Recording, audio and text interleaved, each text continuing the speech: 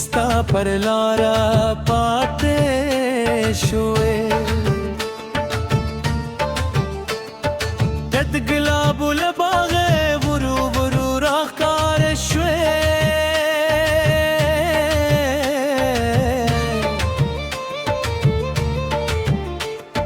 سپوږم ستا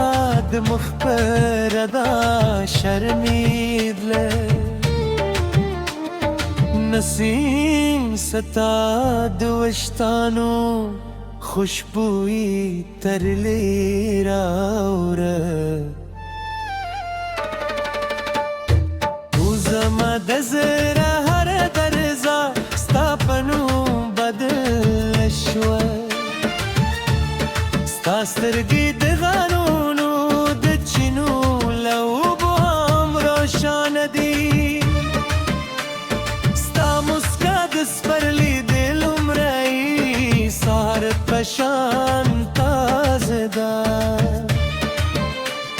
ستا د خبرو هره پلمه زما د ژوند خوږ نغمه ده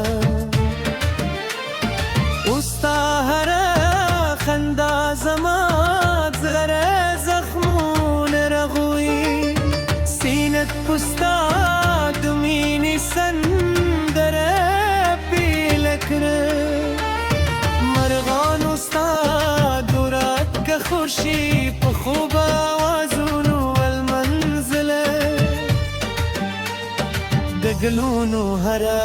پاغه ستا په لیدو مسکا شوه او د اسمان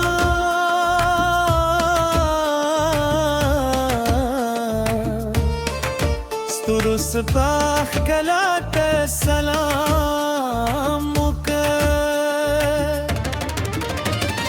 ما خو پل اجول خوبونه ستا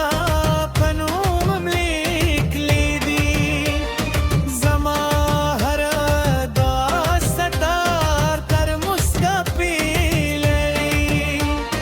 زما هره هیله ستا تر لیدو رسېږي او زما هر ساس ستا د مینې امانت ده راشه چې د شنو درو پر لارو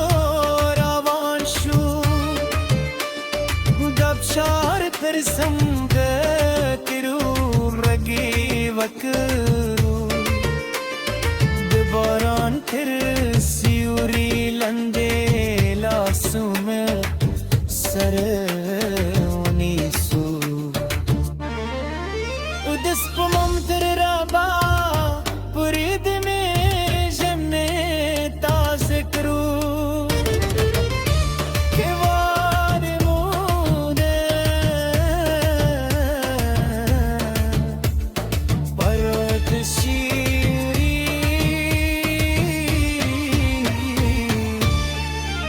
سما مینه بلا